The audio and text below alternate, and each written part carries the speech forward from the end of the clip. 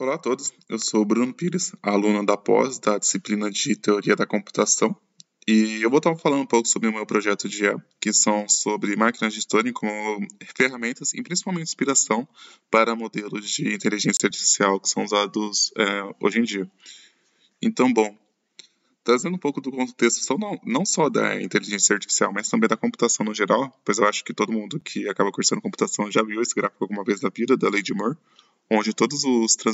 onde traz o número de transistores sendo dobrados a cada certo período de tempo, o que mostra que houve uma grande evolução no hardware e isso possibilitou muitas das melhorias das coisas que a gente tem hoje em dia.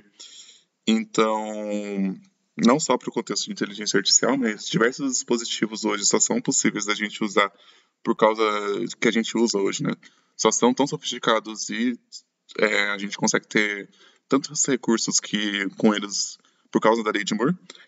Um exemplo disso é só a gente pensar que o nosso celular de hoje em dia, ou até mesmo de um certo tempo para cá, no mínimo 5, 10 anos,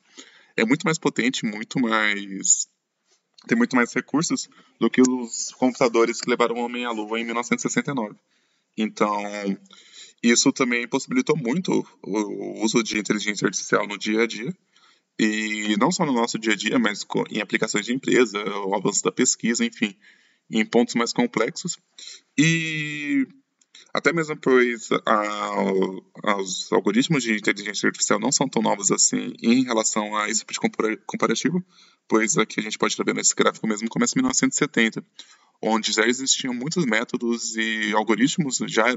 já foram pensados de inteligência artificial, que só foram implementados de um jeito mais prático e no contato com o mundo real, depois de um certo período de tempo, de 20, 30 anos após que começaram a ser pensados. E um desses pontos são desses algoritmos que foram de inteligência artificial que são mais aplicados hoje e que têm grande influência disso são as redes neurais recorrentes, pois elas exigem um grande custo computacional, uma vez que a gente vai estar tratando basicamente, na maioria das vezes, com dados de séries temporais, o que é algo bem pesado e que exige bastante hardware mesmo, pois espaço em banco, em memória, enfim, tanto para armazenamento primário de dados, para a gente estar importando depois, para estar coletando esses dados e estar guardando eles, depois para estar trazendo para o modelo também seria algo bem mais difícil pela quantidade de dados em si. Então, são necessárias não só a melhoria de do hardware em si, da do próprio poder do hardware, mas também pensar em novas técnicas e formas da gente estar utilizando o hardware que a gente já tem disponível para usar os modelos de forma mais complexa. E ainda assim, um dos desafios de estar resolvendo isso tudo, não quando a gente está olhando para o lado do hardware para esse tipo de melhoria, mas sim como estar utilizando o que a gente já tem hoje de uma forma mais eficiente, é manter isso com relação às coisas do contexto de redes neurais, ou enfim, do problema que a gente está tratando, nesse caso de redes neurais de recorrentes. Então, é importante a gente manter a linearidade desses modelos, pois redes neurais recorrentes e certa parte de redes neurais também funcionam em cima de transformações lineares e cálculos de gradiente e operações matemáticas em si, que a gente precisa estar fazendo com que a linearidade esteja sendo mantida e para que depois a gente consiga ter uma correlação direta entre a entrada e a saída do modelo, para que não tenha nenhum tipo de comportamento inesperado depois, enfim. Tratando isso diretamente com máquinas de Turing, seria algo um pouco mais problemático, pois na hora que a gente faz a troca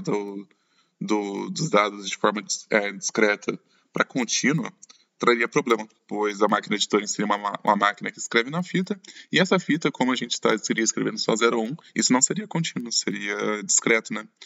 Então, isso traria alguns problemas para a gente estar já fazendo um paralelo entre esses dois temas, para fazer isso de forma direta, traria um problema, pois faria acontecer a quebra de linearidade dos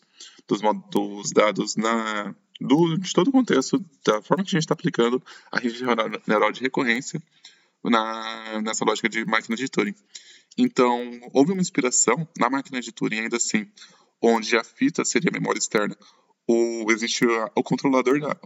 a máquina em si seria o controlador, e ainda assim seria mantida a cabeça de escrita e leitura, onde, para fazer a leitura, a escrita e a própria escrita e leitura dos vetores da rede neural em memória externa, ou seja, no HD, enfim, algo que fosse fosse mais, que trouxesse mais memória que o modelo pudesse consumir, de forma que isso fosse escrito diretamente nos endereços com pesos com pesos para cada um desses vetores, que ainda assim garantiam eles serem tratados de forma discreta e não contínua, desculpe, contínua e não discreta, e isso fazendo com que garantisse a diferenciabilidade nos dados que a gente vai estar tratando nessa abordagem. Então, seu funcionamento basicamente seria não como um algoritmo em si de aprendizado de máquina, mas sim ele está sendo acoplado a uma rede neural de recorrência para pegar esses vetores e escrevendo ele em memória externa e fazer esse tipo de gerenciamento. Então, aqui seria esse external input e output seriam as fontes mesmo, o próprio modelo de rede neural de recorrência, como uma LSTM, que passaria por um controlador. Esse controlador aplicaria essa lógica de pesos e a quebra desses dados para estar escrevendo na nossa fita, que seria a nossa memória principal, e teria leitores de escrita e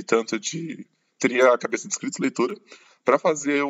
a conexão, né, o contato com essa memória principal e tá otimizando o nosso hardware para usar eles de forma mais assertiva. E não só isso, isso foi a ideia principal, o artigo que pensou nisso foi lançado em 2014, mas foi feito pelo DeepMind, o grupo, uma empresa dentro do Google, que depois também avançou com esse conceito e chegou aqui um pouco mais a fundo como que foi implementado isso. Então, aqui seria a matriz de pesos, e aqui diversas lógicas para fazer essa quebra dos vetores em chaves, e depois está escrevendo ele na memória principal. Então, ainda assim, sem perder a linearidade dos dados, ainda assim deixando eles diferenciáveis. Então, mesmo assim, ainda depois disso, houve uma melhoria desse modelo que era mais básico, que, como comentei, foi lançado em 2014.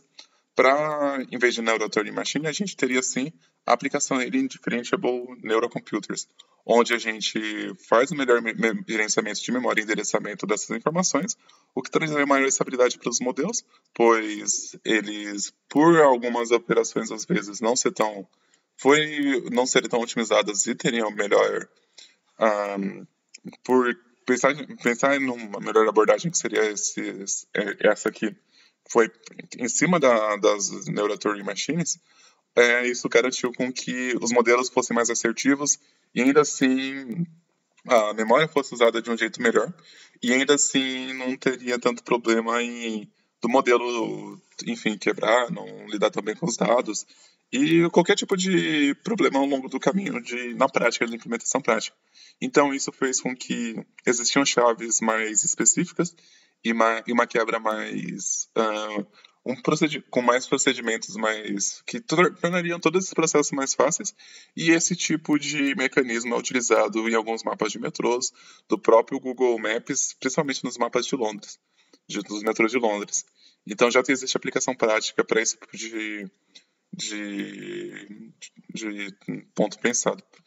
Então, bom, pensando isso, tendo isso num overview, num ponto mais geral, tudo isso trouxe uma capacidade algorítmica maior para as próprias redes neurais, pois a gente não estaria expandindo a capacidade de memória delas, e isso, algo mais recente, pensado em cima de uma solução bem mais antiga, que seria a própria máquina de Turing, e simples, né, pois seria um computador bem mais tranquilo de se pensar, mas sim, ainda assim sendo aplicadas para novos problemas e sendo utilizados no mundo real hoje em dia. Então, ainda assim, a gente mostra não só como que a máquina de Turing ainda assim é algo poderoso, algo interessante para a gente estar pensando e estar aplicando aos dias atuais, mas como também existem vários pontos de melhorias, ainda assim, de otimização de hardware, enfim, novas estratégias para a gente estar pensando nos nossos modelos de inteligência artificial e, no geral, para que a gente possa estar usando